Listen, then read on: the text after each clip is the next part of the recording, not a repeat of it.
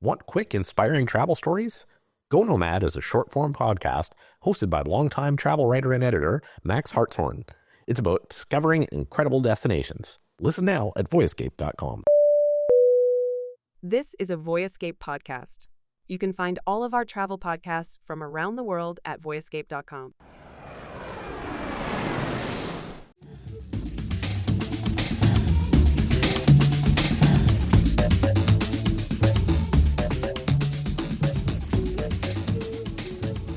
All right, so we are back for our second episode this week, digging into things to see and do on a first trip to Rome.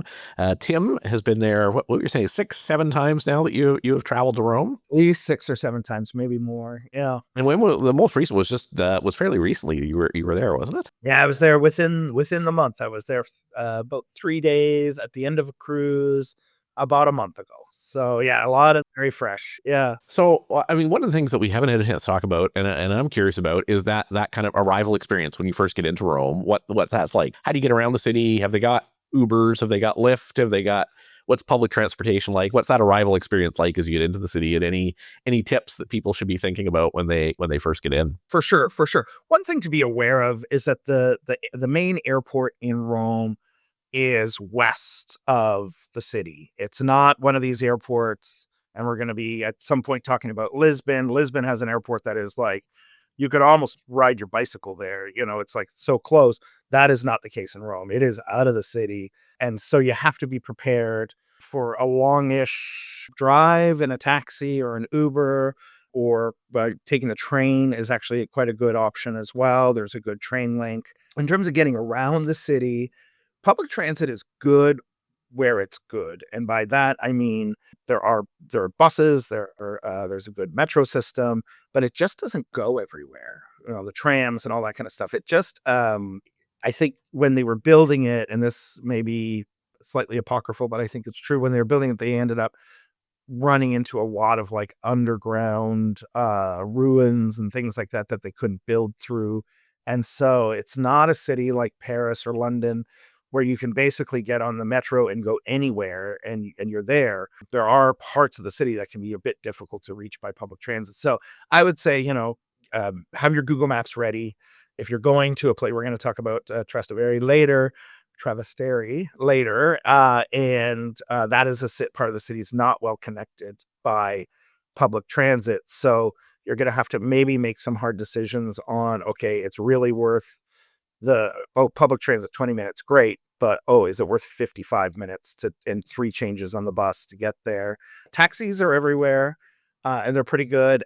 Uber, I believe the only Uber that they have there, and I might be wrong, but my experience was that it's like an Uber taxi. So it's like, it's a taxi that you get through Uber. So and it worked well for me. I used it a number of times. So the one big recommendation overall that I have for Rome is, in terms of transportation, is don't let it ruin your day. Like, don't try so hard to get there on foot or on public transit to save a few bucks that you're going to show up sweaty and hot and tired and frustrated, because that can happen very easily. I would say if you look at the Uber and, okay, it's a little more than I want to pay for the Uber, do it.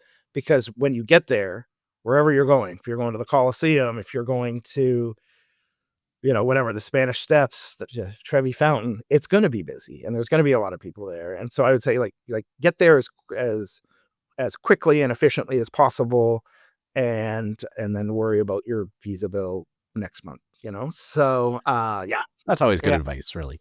Yeah, it is anywhere in the world, really, right? So, and how long are we staying there? I mean, how many days do you think you really need to immerse yourself in Rome? And is there any time from your experience that's kind of a bit better to go to avoid some of the crush of crowds, but still catch a lot of the best of the city as well? Yeah, for sure. I was just there. What are we now? I was there middle of May, I would say, and that was perfect because it was warm without being hot. So like, it was warm enough that I walked around with shorts on and felt perfectly comfortable. Yes, it was busy. I think Rome's going to be busy no matter when you visit, but the big summer crowds hadn't arrived yet. And so I would say like May and September are probably really good times to visit. with the caveat that people should always check when the Italian holidays are, because the Italians get, a block of 2 weeks of holidays. And generally, actually, they get out of the cities during the holidays. So you'd think it's a good thing, but but not everyone gets out of the cities, and maybe people from the small towns come into the cities. And so, just keep an eye on that, because that will have an impact on room rates. That'll have an impact on, pretty much everything in terms of crowdedness. And so I would say, as with a lot of destinations, you're going to get almost perfect weather, especially in the first half of May and maybe the second half of September. And those would be the times that I would go. I'm curious. I mean, I've been to Italy a couple times during August, and one of the things that kind of surprised me a bit. I mean, in North America, August is peak tourist time, peak tourist season. Everything is up and running and going. I tended to find in Italy, I mean, there's definitely no shortage of tourists there then, but a lot of the Italians that's when they're taking some time off. That's they're heading off to more remote places. So a lot of businesses were closed down. A lot of restaurants were closing early. Is it the same in Rome, or is Rome just such a massive, global tourist destination that if you go there in August, you're still going to find, everything still going full speed? Honestly, I would say most things, because it's Rome, are going to be open and operating. I have run into similar experiences in other places around Italy and around the world where that is the case. I would say just that's a good point. I think that's something to be aware of, because if say you follow somebody who does, I'm just making it up, paper mache puppets on TikTok, and they have a tiny little shop in Rome. Like, if you go there, the paper mache puppet lady, she might be on vacation, and the So store she might might be, it might be boarded up for the month. yeah, Yeah. it might be. Yeah, exactly. It Yeah. might you may not find her.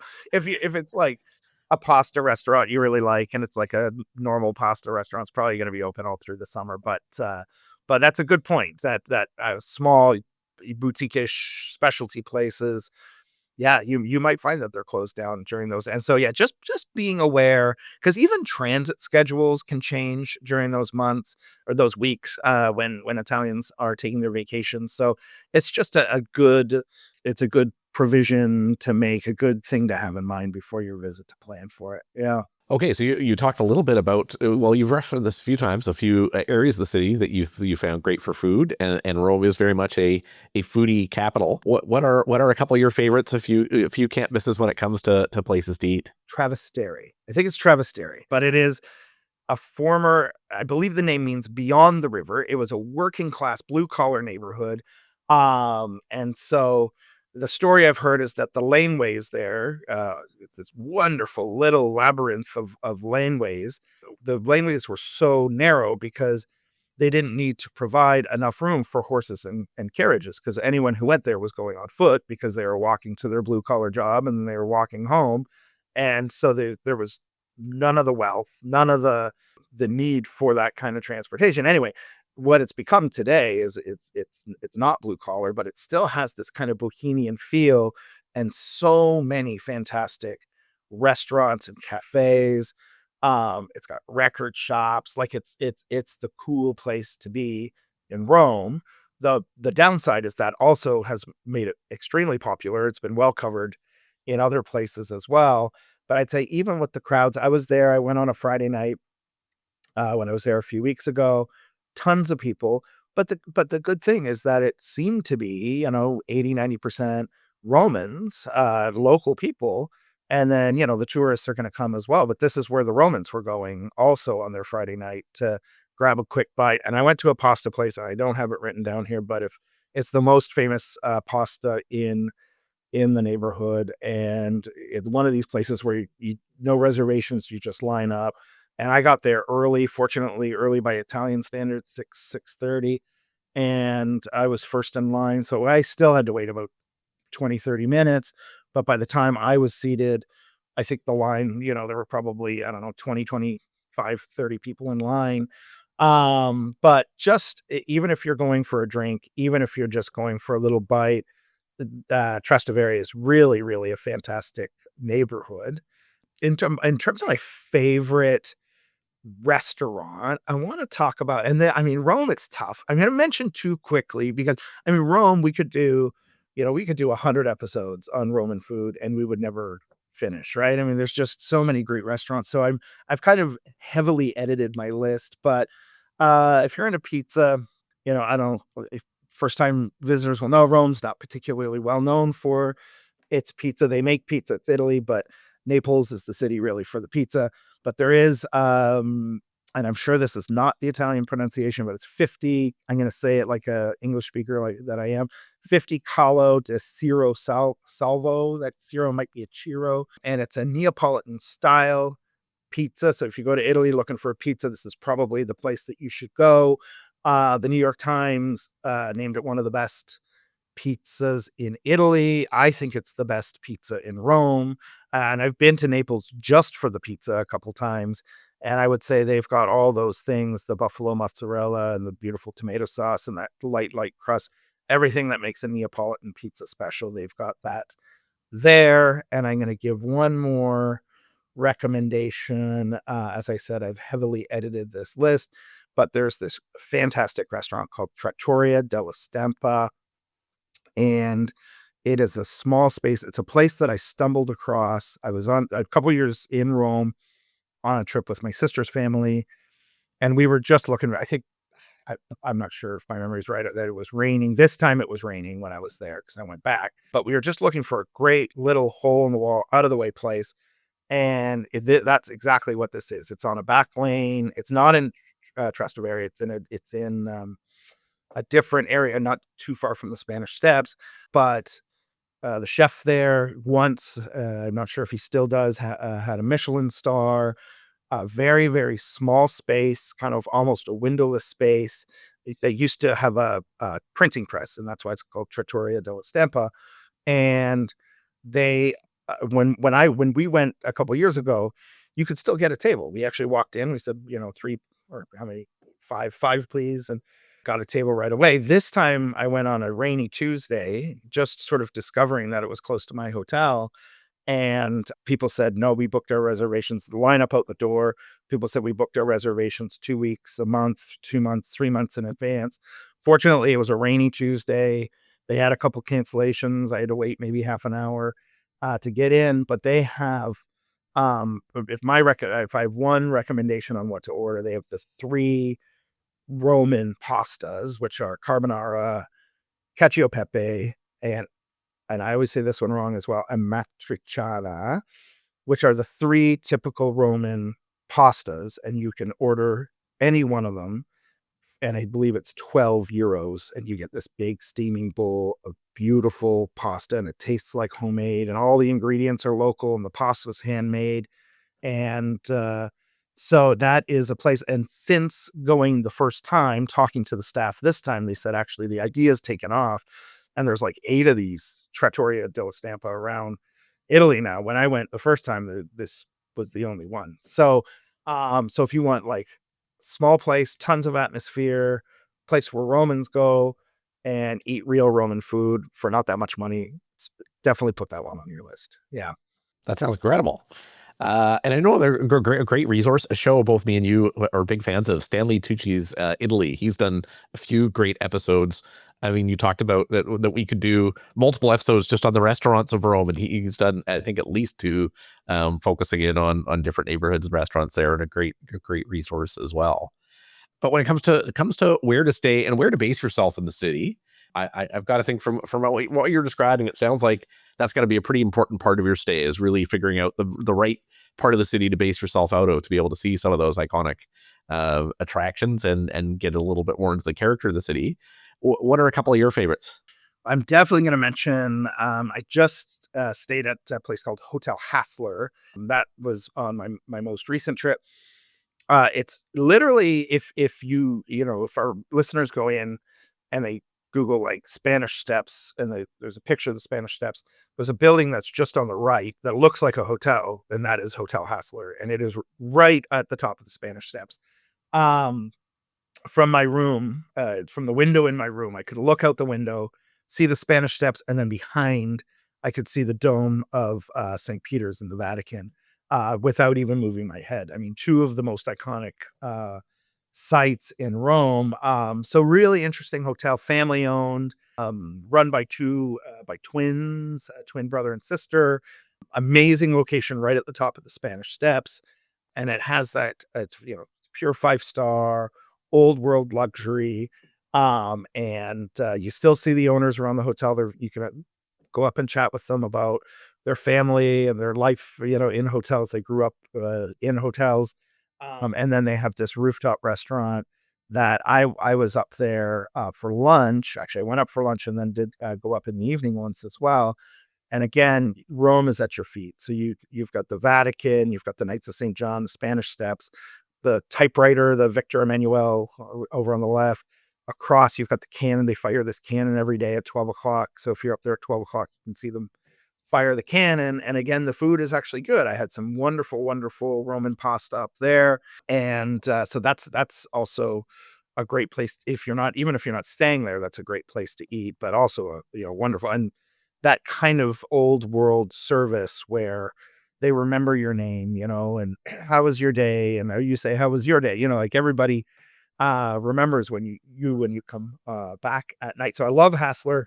I'm going to mention a couple others just quickly that we've got. So I stayed at the Edition, which is kind of really super cool. Maybe a little too cool for me. I don't know, but it was really a good hotel, great location. The Edition in Rome. I stayed at the St. Regis on a different trip. Again, amazing suites and rooms. That kind of old Roman feeling, the history, and also a great location. And then one that's a little bit different is the Waldorf Astoria, which is also a beautiful property. It's set apart. It's kind of up on a hill, and it almost has a resort feel to it. So it's kind of interesting there because you can, again, Waldorf Astoria, beautiful rooms, but you can kind of spend your day in the hurly-burly in the city, visiting all the sites, and then kind of go back out there, sit by the pool, have a glass of champagne or whatever, have dinner out there, and kind of feel like you're maybe off on a little island, and then go back in the day. You're not going to be able to walk to a ton of shops and restaurants, but that was also a very good hotel. So those are a few of my favorites. Also, amazing suggestions. Any final can't miss or any final tips for the city as we wrap up our first trip to Rome? Yeah, so I would just say for the can't misses, Rome is the kind of city where like there's so much that you don't know, and the things you don't know. And I didn't say that very well, but ask local people for treasure, where you can find something that other tourists don't know about. And that might be the concierge at your hotel, or that might be your tour guide with Access Italy, or that might be one of the owners of the Hassler Hotel, which is the case for me. Or it just might be somebody working in a shop who's lived their whole life in Rome. And so one of these places that I found was called Basilica Santa Maria del Popolo. And it is a small church. It's on a busy square, only open very limited hours because it still operates as a church and not a tourist attraction. So people go there for mass. When I was there, people were celebrating mass. So keep a close eye on the hours, because it might only be open 2 or 3 hours a day. But in the artwork is absolutely beautiful.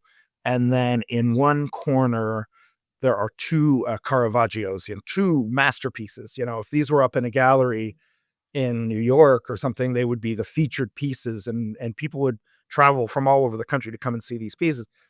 And in this chapel, they're just kind of in the corner, and but absolutely beautiful pieces. Um, One of the little quirks, and you see this in other places in Italy, is that to help fund the maintenance of the chapel and of these works, you have to drop a €2 coin into a little machine, and then the lights come on, and it gives you maybe like 3 minutes of light, and the lights go out, and somebody else has to put another €2, in to light it up. And so I would say, have a couple coins in your pocket. I didn't. Fortunately, some people around me did. Um, but you can go and you can, there were maybe a dozen people or less around me, and just appreciate these massive masterful works of Caravaggio. in this chapel that nobody's ever heard of. So that's my personal can't miss. But there's a million of those in Rome. Amazing. Well, you've done a lot of the heavy lifting here today, Tim. So thank you for taking us through Rome. And I know we're doing a bit of a tour of European capitals. We did London last week. We're doing Rome this week. Next week we are off to Portugal to look at the capital there in Lisbon. And then following that, we're going to have a bit of a special episode with Oliver G. from the Earful Tower, one of my favorite podcasts on Paris. And I had a chance to sit down with Oliver in Paris a couple months ago and talk a little bit about a kind of a second trip to Paris and some of the best things to do there. So that's going to be coming in a few weeks as well. But as always, super useful to us to hear from you. So we would love to, from all of our listeners, if you've got any suggestions on places around the world that you want to see us cover or questions to send in. We got some great questions from a listener last week on a trip to the Galapagos Island that we shared some ideas with them. We always love to hear where you're going and any questions that you might have, and happy to share some suggestions. And also would love if you check out our other podcasts on the Voyescape Podcast Network at voyescape.com. And looking forward to catching up on Lisbon next week, Tim. Absolutely. Always great to chat with you, David. Thank you. Thanks.